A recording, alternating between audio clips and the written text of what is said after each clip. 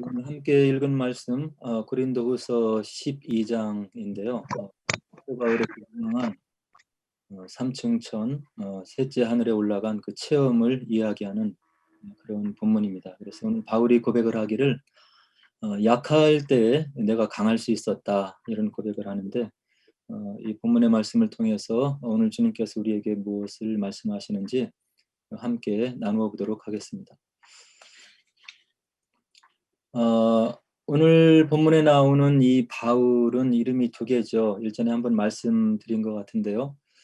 사울이라고 하는 이름을 가지고 있고, 또 이제 오늘 본문에 또 나오는 그 이름 바울, 이렇게 두 가지가 있습니다. 그래서 사울은 이제 히브리식 이름이고, 바울은 헬라식 이름이다, 이렇게 말씀을 드렸던 것 같아요.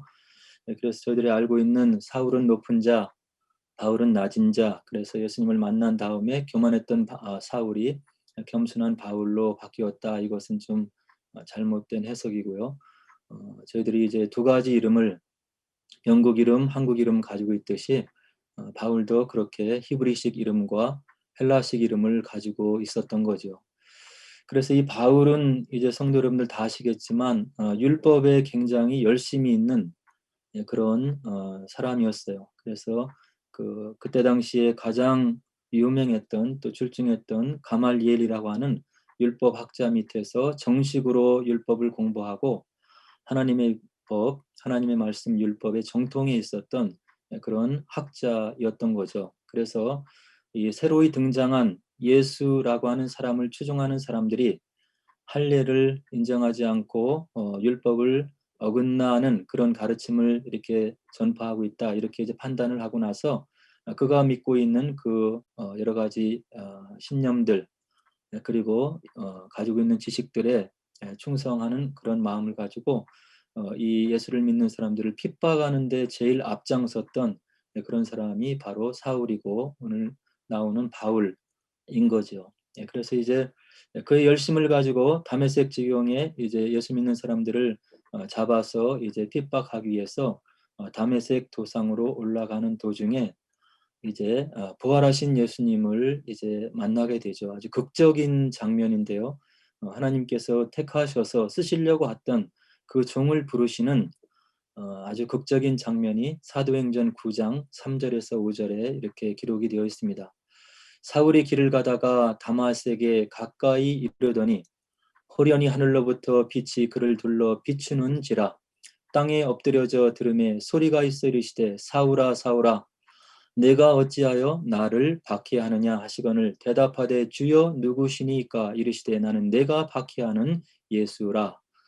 이렇게 해서 예수와 예수를 추종하고 따라가고 믿는 그런 일당들을 잡기 위해서 올라가는 이 사울에게 부활하신 주님께서 극적으로 나타나시는데 아주 강력한 빗줄기 가운데 나타나셔서 이 사울을 지금 이제 만나게 되는 거죠. 그래서 사울이 극적으로 부활하신 예수님을 이제 다메섹 도상에서 만나고 그 예수님을 이제 대면하게 되는 거예요. 그래서 누구시니까, 이 강렬한 빛 가운데 나타나신 이가 누구시니까, 이렇게 그랬을 때 나는 내가 박해하는 예수라, 이런 선명한 음성을 듣고 그가 이제 아나니아라고 하는 선지자를 통해서 안수를 받고 눈에서 비늘 같은 것이 벗겨지고 난 다음에 예수님을 그 자리에서 이제 영접하게 되는 거죠. 그래서 이제 예수님을 증언하는 삶을 그의 전 생애를 바쳐서 이제 하면서 그의 탁월한 지능과 지혜와 총명과 명철로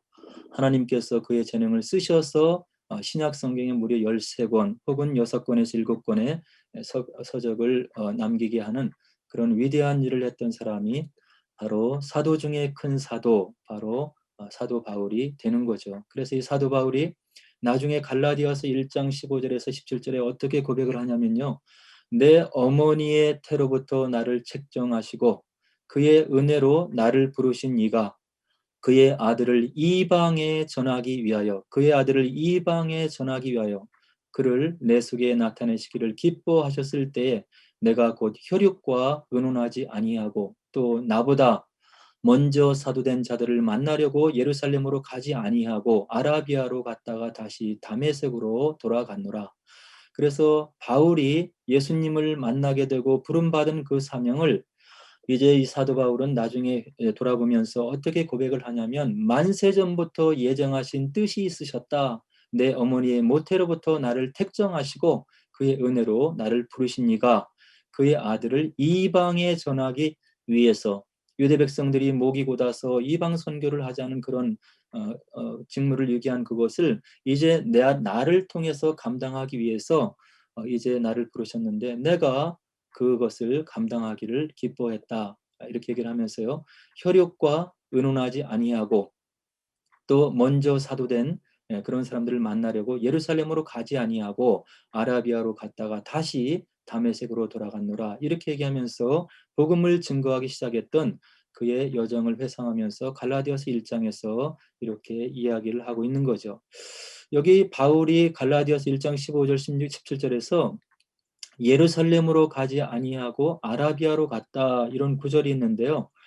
이것을 이제 나중에 사람들이 어떻게 이야기를 하냐면 아마 아라비아라고 하는 그런 광야에 가서 부활하신 주님을 만난 이후에 여러 가지 하나님과의 깊은 교제를 나누기 위해서 깊은 묵상을 하면서 하늘나라의 신비한 것을 전해받고 그가 영적으로 무장이 되어서 돌아온 그런 3년간의 준비의 기간이었다. 이렇게 이제 이야기를 하며 전하는 그런 설교들을 저희들이 많이 들었을 것으로 알고 있어요. 그러나 여기에 나오는 아라비아 광야에서 3년 동안 온전히 기도 가운데 묵상하며 하나님 나라의 일을 하늘나라의 비밀을 예수님께로부터 부여받고 그 이후에 3년 동안 준비해서 그의 이방 복음 사역을 전도했다고 하는 설은 조금 이렇게 뒤집어받기 어려운 그런 이야기들로 요즘에 알려지고 있습니다. 그래서 왜 그러냐면 사도행전 9장 19절로 20절 보면 사울이 다메섹에 있는 제자들과 함께 며칠 있을새 즉시로 각 회당에서 예수가 하나님의 아들이심을 전파했다. 이렇게 사도행전 9장 바로 부활하신 예수님을 다메섹 도상에서 만난 다음 얼마 있다가 즉시로 각 회당에서 예수가 하나님의 아들이심을 전파했다고 누가를 통해서 우리에게 보고를 해주고 있는 거죠. 그래서 다메섹 도상에서 부활하신 예수님을 만난 이 사도 바울은 아라비아라고 하는 광야에 가서 3년 동안 묵상하면서 여러 가지 영적으로 교통하면서 그의 사역을 준비한 것이 아니라 그가 소명을 받은 그 즉시로 각 회당에서 예수가 하나님의 아들이심을 전파하는 그런 사역을 즉시로 감당했던 사도 바울의 모습을 사도행전 9장에서 우리가 확인을 할 수가 있는 거죠. 그러면 여기 본문에 나와 있는 오늘 갈라디아에서 언급되고 있는 아라비아는 그럼 무엇인가? 사막이 아니면 무엇인가? 이렇게 얘기를 하는데요. 그것은 아라비아는 아라비아의 나바티아 왕국을 의미하는 곳이라고 이렇게 알려지고 있고 이것이 더 타당한 그런 해석이라고 이렇게 이야기를 하고 있는 거죠. 그래서 다메섹 동남부에서 시내산에 이르는 넓은 지역을 갖고 있었던 그때 당시에 나바티아 왕국인데요. 이곳에 형성된 유대인 공동체에 3년 동안 그가 다메섹 도상에서 만났던 부활하신 예수님을 전했던 그런 사도 바울의 행적을 우리가 복음서에서 또 사도행전에서 우리가 또 사도 바울의 여러 가지 서신서에서 우리가 살펴서 알 수 있다고 하는 거죠. 그래서 하나님의 부르심에 신실하게 즉각적으로 응답했던 바울의 모습을 오늘 본문에서 우리가 확인을 할 수가 있는 거예요. 그래서 주님께서 일찍이 누가복음 9장 62절에서 우리들에게 무엇이라고 얘기를 해주시냐면 예수께서 이르시되 손에 쟁기를 잡고 뒤를 돌아보는 자는 하나님의 나라에 합당하지 아니하니라 이런 말씀을 우리 주님께서 우리에게 들려주시고 있는 것을 누가복음과 복음서에서 우리가 많이 확인할 수가 있는 거죠. 그리고 구약 성경을 바라보면 하나님의 말씀을 대언하기 위해서 부름받았던 많은 선지자들이 바로 즉각적으로 그 부르심의 소명에 하나님의 뜻에 응답하며 그들이 바로 순종해서 사명을 감당해 나가는 그런 하나님의 종들의 모습을 우리가 구약에서도 확인을 할 수가 있는 거예요. 아마 사도 바울은 이미 구약의 율법에 정통해 있었기 때문에 그리고 예수라고 하는 사람에 대해서 이미 많이 생각을 했기 때문에 그가 예수님, 부활하신 예수님을 만난 그 즉시로 이 부활하셔서 지금 나에게 나타나셔서 강한 빗줄기 가운데 나타나셔서 부활하신 주님을 얘기하시는 이 주님이 어떤 의미가 있는 것인지를 그의 아주 굉장한 지식 가운데 즉각적으로 해석이 되어진 것으로 알고 있고요. 그래서 바로 즉시로 이 예수님께서 우리가 그렇게 기다리고 기다리던 그 메시아이심을 각 회당을 쫓아다니면서 그의 목숨을 걸고 전했던 사도 바울의 역사를 우리가 확인할 수가 있는 거죠. 그래서 우리 주님께서 분명하게 이야기를 해주셨어요. 손에 쟁기를 잡고 뒤를 돌아보는 자는 하나님의 나라에 합당치 아니하니라. 우리가 주님의 일을 하다 보면 우리가 말씀을 읽고 우리가 기도하는 마음으로 주님 앞에 우리가 좀 더 다가가는 그런 마음을 가지고 우리가 기도하면 하나님께서 우리에게 주시는 그런 마음에 어떤 음성들이 있는 것이고 우리 마음에 느껴지는 그런 것들이 있어요. 근데 그것을 그 즉시로 하나님의 뜻으로 우리가 받아들이고 실행하지 않으면 우리가 그 뜻에 따라드릴 수 없는 그런 처지와 형편에 처하는 것을 우리가 체험적으로 알 수가 있는 거죠.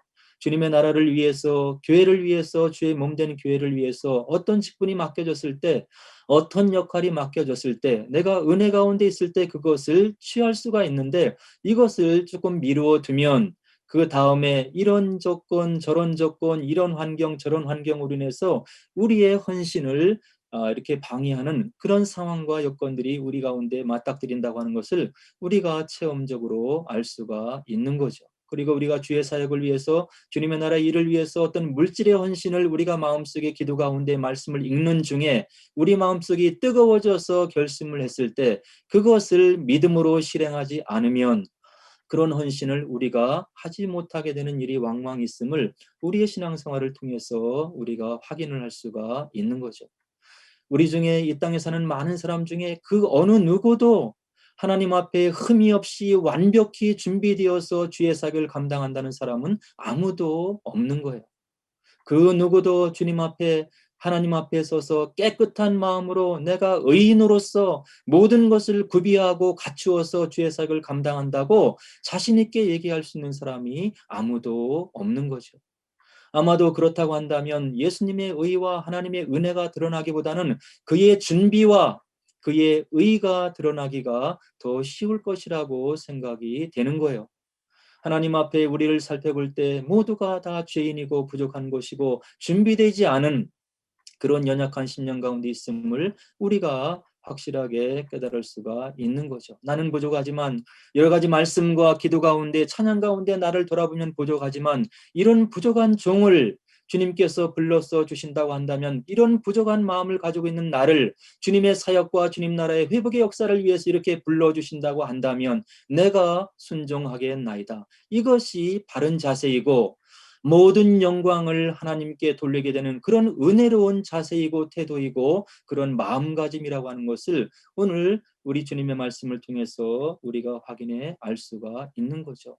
그래서 오늘 사도 바울은 그가 주님을 만난 그 즉시로 은혜를 체험한 그 즉시로 유대 회당을 돌아다니면서 그가 조금 전에 그렇게 핍박했던 예수를 참 메시아이고 주님이라고 목숨 걸고 증거해 나가는 우리 사도 바울의 신실하고 순종하는 모습을 우리가 오늘 본문에서 확인할 수 있는 것이고 오늘 저희들이 이런 사도 바울의 모습을 닮아야 되겠다 하는 생각을 가져보게 되는 겁니다. 오늘 본문을 보니까 이렇게 헌신을 다짐하고 이제 주의 사역을 위해서 물불 가리지 않고 헌신해 나가는 사도 바울이 이제 셋째 하늘에 올려가는 그런 체험을 하는 기사를 사도 바울의 입을 통해서 우리가 들어볼 수가 있는 거예요. 사도 바울은 참으로 예수님의 제자가 되어서 정말로 그의 모든 것을 바쳐서 주의 나라를 섬겨 나가고 전파해 나가려고 하는데 이 사도 바울을 핍박하고 대적하는 무리가 그렇게 많은 거예요. 이 할례를 주장하는 자들, 아직도 온전히 하나님의 뜻을 깨달아 알지 못하는 구약의 율법에 매여 있는 이 유대인들, 그리고 이 바울을 시기에서 대적해서 일어나는 많은 사람들의 이런 대적을 사도 바울이 몸소 겪으면서 오늘 이 셋째 하늘에 올라간 경험을 아주 겸손한 마음으로 지금 그들에게 증거를 하면서 내가 이와 같은 살아있는 표정을, 그리고 이와 같은 살아있는 체험을 주님께서 나에게 주셨다고 하는 것을 그의 신실한 체험을 통해서 증거해 나가는 바울의 안타까운 마음을 오늘 본문을 통해서 우리가 확인할 수가 있는 거죠. 1절에 보니까 사도 바울이 뭐라고 시작하냐면, 무익하나마 내가 부득불 자랑하노니 주의 환상과 계시를 말하리라. 이것은 무엇이냐면 그 대적자들을 향해서 선포하는 그런 말이라고 우리가 해석을 할 수 있는 거예요. 너희들이 나를 대적해서 나를 이렇게 핍박하고 이 복음 전도를 위해서 나아가는 이 나에게 이렇게 걸림돌이 되고 있는데, 내가 이것을 제거하기 위해서 부득불 자랑한다. 주의 환상과 계시를 내가 말해줄 것이다. 이렇게 바울이 1절에서 선포를 하고 있는 거죠. 예수님이 바울에게 보여주신 환상과 계시를 이 본문에서 이야기를 해주고 있는 거예요. 그럼 계시가 무엇입니까? 우리는 유한한 인간이고 우리의 이성은 시간과 공간에 매여 있기 때문에 이 다차원에 있는, 여러 차원을 걸쳐서 넘어져 있는, 우리의 생각을 뛰어넘는, 여러 가지 시간과 공간을 뛰어넘는 하나님 나라와 그 실제를 우리가 알 수 없기 때문에 이런 유한하고 제한적인 인간에 찾아오셔서 하나님께서 자신이 누구이신지, 하늘나라가 무엇인지, 우리가 이 다음에 어떻게 회복이 되어야 되는지를 특별한 섭리 가운데 인간의 역사 속에 찾아오셔서 불쌍한 우리들에게 하나님을 직접 드러내 주시고 알려주시는 것이 계시라고 하는 거죠. 이 성경이 그래서 계시의 말씀이고 특별 계시다, 이렇게 이야기를 해주고 있는 거예요. 오늘 저희들도 하나님 말씀을 사모하고 하나님의 기도의 은사를 우리가 사모하고 그 믿음의 법칙을 따라가면 이런 계시의 음성을 우리 마음 가운데 들을 수가 있는 거죠. 우리 마음 가운데 들려오는 하나님의 음성을 성경에 비추어서 우리가 해석을 해서 하나님의 뜻임을 우리가 분별해서 확인해 알 수가 있다고 하는 거죠.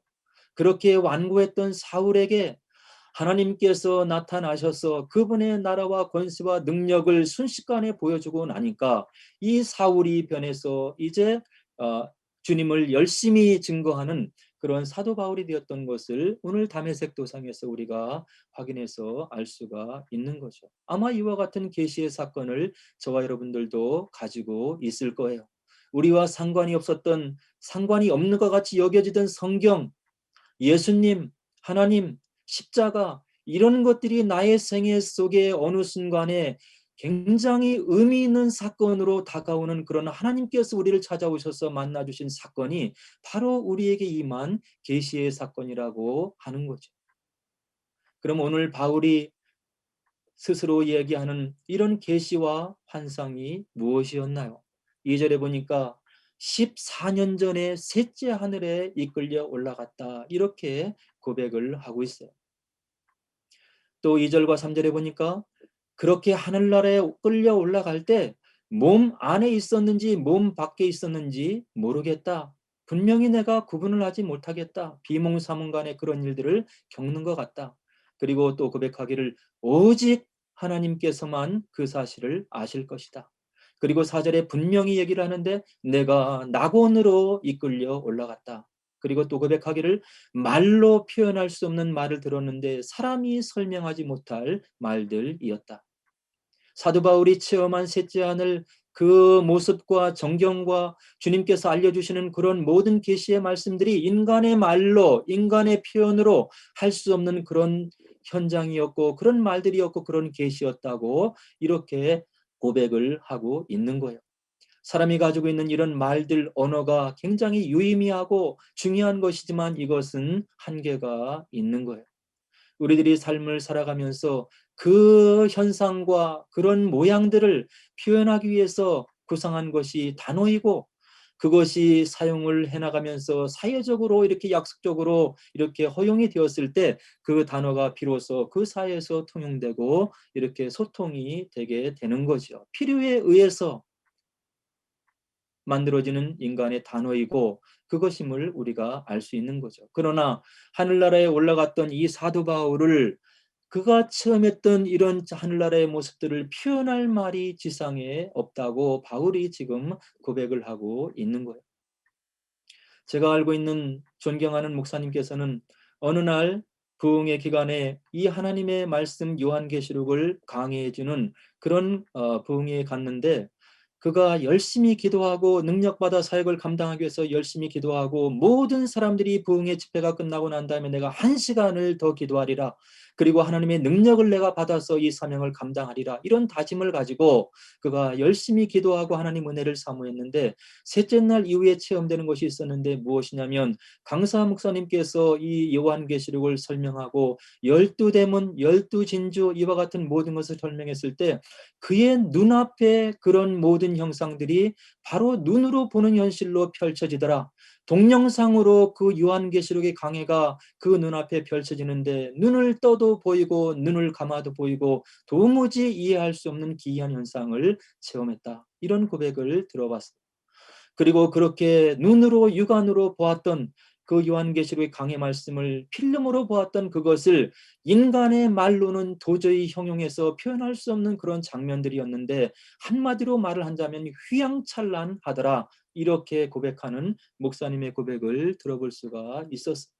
이것이 아마 아담 이후로 어그러지고 거스러졌던 이 온 우주가 회복이 되어서 이 다음에 새 하늘과 새 땅으로 회복이 되는 그런 갱신되는 우리의 하늘나라, 우리가 가서 주님과 같이 살 그 나라를 대변하는 그런 표현이라고 우리가 알 수 있는 거죠. 이것을 지금 바울이 보고 왔다는 거예요.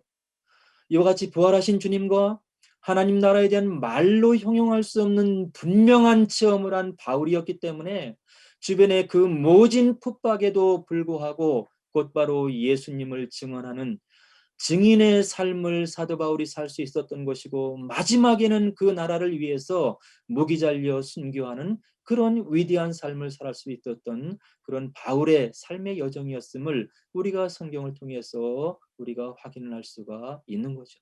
이것이 믿음의 세계인 거예요.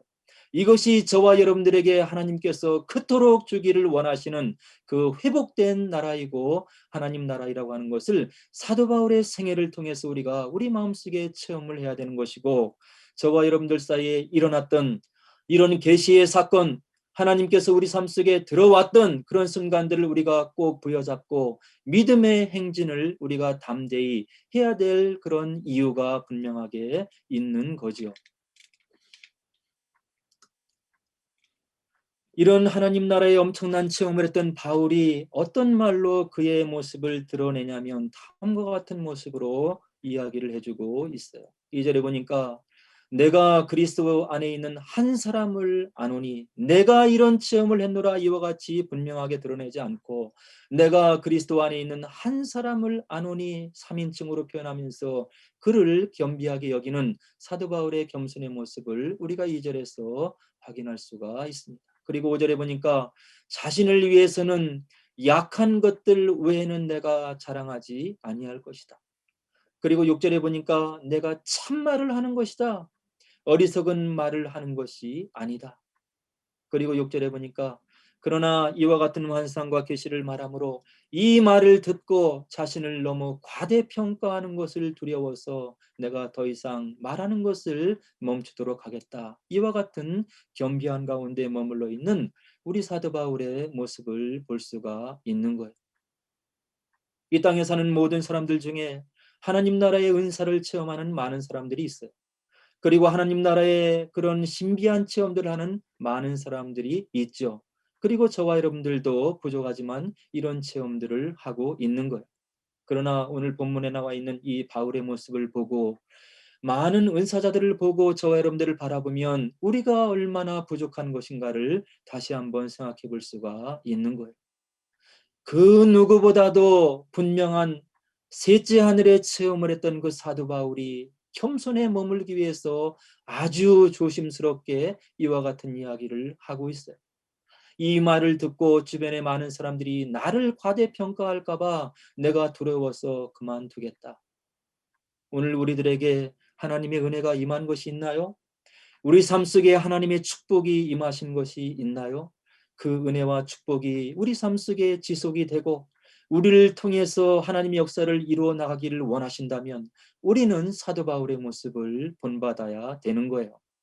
우리에게 임한 조그마한 축복을 가지고 우리에게 임한 하나님 나라의 조그만 체험을 가지고 마치 모든 것을 다 가진 것인만 그리고 나만이 하나님의 은혜를 체험하고 은혜를 이렇게 받은 것인 양 이렇게 간증을 하고 떠버리고 이렇게 드러낸다고 하는 것은 정말로 성경적이지 않고 하나님의 아들과 딸답지 않고 그리스도의 제자답지 않은 그런 미숙한 신앙생활이라고 하는 것을 오늘 바울의 모습을 통해서 우리가 알 수가 있는 거죠.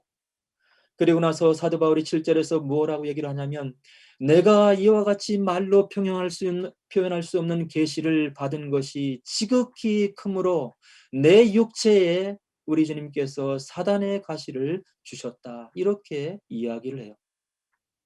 사도 바울이 이 아마 육체의 사단의 가시라고 표현한 이것으로 인해서 많이 고통을 겪고 이것이 떠나기 위해서 하나님께 예수님께 3번 이렇게 간구했다고 이야기하고 있는 그런 것을 오늘 7절과 그 이외의 구절을 통해서 확인을 할 수가 있는 거죠. 어떻게 얘기를 하냐면 사도 바울이 7절에서 이와 같이 이야기를 하고 있습니다. 왜 나에게 육체의 사탄의 가시를 주셨냐? 나를 쳐서 너무 자만하지 않게 하려 하십니다. 내가 체험한 하늘나라의 그 엄청난 체험이 너무나 크기 때문에 내가 자만해서 스스로 넘어지지 않게 하기 위해서 하나님께서 우리 주님께서 부활하신 주님께서 나에게 육체의 사단의 가시를 주신 것이다. 이렇게 본인이 그토록 그 몸에서 없어지기를 원했던 사단의 가시를 은혜 안의 복음으로 해석하는 사도 바울의 모습을 우리가 볼 수가 있어요.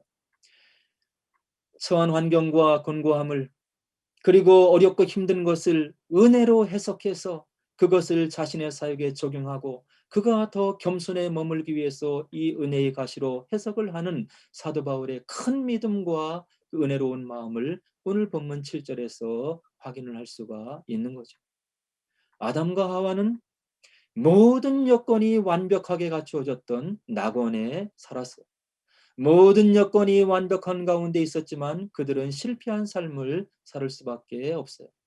우리가 때때로 고난 가운데 있을지라도 원치 않는 상황 가운데 있을지라도 그 고난과 상황과 역경이 우리를 하나님의 은혜 안에 머물 수 있게 해준다면 그 고난은 오히려 참된 축복이 된다고 하는 것을 우리들이 깨달아 알을 필요가 있는 거죠. 우리들이 모든 것이 다 형통하면 겸손하게 하나님을 더 잘 섬길 것 같지만 그렇지 못한 상황에 처하는 것을 우리의 삶을 통해서 확인할 수 있고 주변의 많은 사람들의 삶을 통해서 확인을 할 수가 있는 거죠. 그래서 8절에 육체의 가시를 떠나가게 하기 위해서 우리 주님께 부활하신 주님께 바울이 3번이나 간구했다고 이야기를 해주고 있어요. 그 무수한 기사의적을 행한 그 사도 바울이 자기에게 들어와 있는 육체의 가시가 그 몸에서 떠나기 위해서 내가 3번 주님께 간절히 기도를 했다. 그때 하나님께서 응답해 주시는데 9절에 내 은혜가 내게 족하도다. 이는 내 능력이 약한 데서 온전하여짐이라 하신지라. 하나님의 뜻을 깨달아 알게 된 바울의 고백이었던 거예요. 내가 이와 같이 고통스러운 육신의 가시가 떠나기 위해서 우리 주님께 부활하신 주님께 나를 불러 사용해 주시는 그 주님께 내가 3번이나 간구했다 간절하게. 그러나 주님의 음성이 이와 같이 임했는데 내 은혜가 내게 족하도다. 이는 내 능력이 약한 데서 온전하여 지게 하려 함이라. 이와 같은 응답을 사도 바울이 받게 된 거예요. 그리스도의 능력이 바울 그 자신에게 머물게 하기 위해서 여러 약한 것들을 자기가 자랑한다고 바울은 이어서 고백을 하고 있는 것.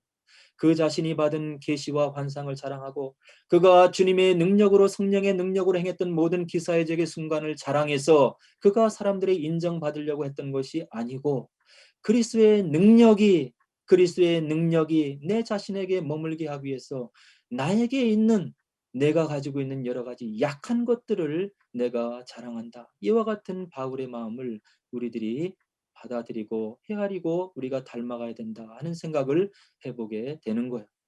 오늘 주님을 믿고 우리가 한 형제와 자매 되었고 그리스도로 인해서 한 가족이 되었다고 이야기하지만 우리 그리스도인들에게 진정한 나눔과 기도가 있는지를 우리가 살펴봐야 되는 거예요. 아무 문제 없고 모든 것이 형통하고 나에게는 부족한 것이 없고 하나님께서 이러한 축복을 주셨고 나는 불평하고 원망할 것이 전혀 없나이다. 이와 같이 우리가 살아가며 진정한 나눔과 마음속의 고통과 여러 가지 기도 제목을 나누지 못하고 살아가는 우리의 겸손하지 못한 마음, 주의 그리스도 안에서 하나 되지 못한 마음, 주님의 마음을 헤아리 알지 못한 우리의 교만한 마음들이 있는 건 아닌지를 우리가 오늘 바울의 모습을 통해서 분명하게 다시 한번 체크를 해봐야 된다고 하는 이야기죠. 하나님이 함께 하심이 진정한 축복이고 소망임을 깨달은 바울의 고백인 거예요. 나의 연약한 것을 자랑해서 나의 부족한 것을 자랑해서 하나님의 은혜가 그리스도의 능력이 내 마음속에 내 삶속에 머물러 있게 되긴다고 한다면 내가 그것을 위해서 나의 연약한 것을 내가 자랑하겠다. 이런 바울의 겸비한 마음을 오늘 본문에서 확인할 수가 있는 거죠. 그리고 바울이 10절에서 담대하게 고백을 합니다. 그러므로 내가 그리스도를 위하여 약한 것들과 능력과 궁핍과 박해와 권고를 내가 기뻐한다. 내가 능력이 와도 기뻐하고 궁핍해도 기뻐하고 박해가 와도 곤고한 상황이 닥쳐도 내가 기뻐한다. 왜 그렇습니까? 이는 내가 약한 그때에 그리스도인에서 강함이기 때문이다. 이렇게 고백을 하고 있는 바울의 위대한 마음과 그의 주님을 닮은 마음, 참 믿음의 마음을 우리가 본문 10절에서 분명하게 확인을 할 수가 있는 거죠. 오늘 저와 여러분들에게 다가오는 어려움들이 있습니까? 어려움들이 없을 수가 없지요. 하나님을 대적해서 일어난 이 세상이기 때문에 질병이 들어왔고 그리고 죄가 들어왔고 우리 가운데 컴피티션이라고 하는 질러시하는 그런 시기 질투하는 마음이 들어왔기 때문에 우리가 평안한 가운데 살 수가 없는 거예요. 누구나 다 가지고 있는 마음의 어려움이 있고 만족하지 못하는 그런 상황이 있고 불평하는 상황이 있고 하나님을 향해서 원망하는 그런 부족한 삶을 오늘 우리들이 살아갈 수밖에 없다고 하는 이야기예요. 그러나 그 모든 것을 오늘 바울의 말씀, 바울의 고백을 통해서 우리가 확인해 볼 수 있는 것은 그런 어려움들, 부족한 마음들, 그리고 곤고한 상황이 있다 하더라도 낙담해서는 절대 안 된다고 하는 그런 하나님의 뜻을 우리가 오늘 본문을 통해서 확인해 볼 수가 있는 거죠. 우리들이 겪고 있는 고난과 역경 너머에 있는 주님의 뜻을 보는 참된 믿음을 소유해야 하겠다. 그런 이야기예요. 우리에게 다가오는 고난과 역경과 여러 가지 마음의 부족한 마음을 통해서 우리가 그것을 이겨내고 주님을 닮아가는 그런 마음이 된다고 한다면 그것이 주님의 뜻인 것이고 그것을 통해서 우리가 참된 믿음을 소유할 수 있다고 하는 그런 믿음을 우리들이 가져야 되겠다 하는 생각을 가져보게 되는 거죠. 고난과 역경을 통해서 우리 주님의 마음과 주님의 모습을 더욱 닮아가는 믿음의 인격자들이 될 것을 오늘 본문을 통해서 주님께서 우리에게 지금 말씀을 하고 계신 것이라고 생각이 되어집니다. 오늘 저 여러분들은 본문 말씀을 다시 한번 생각하면서 내가 정말로 주님의 마음을 닮아가기를 원합니다.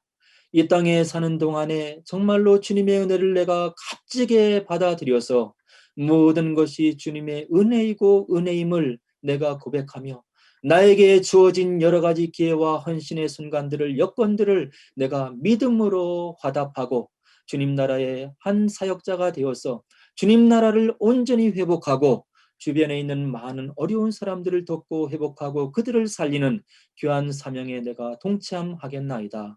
이런 기도를 오늘 본문에 나오는 바울을 생각하면서 정말로 주님을 닮기를 원하나이다.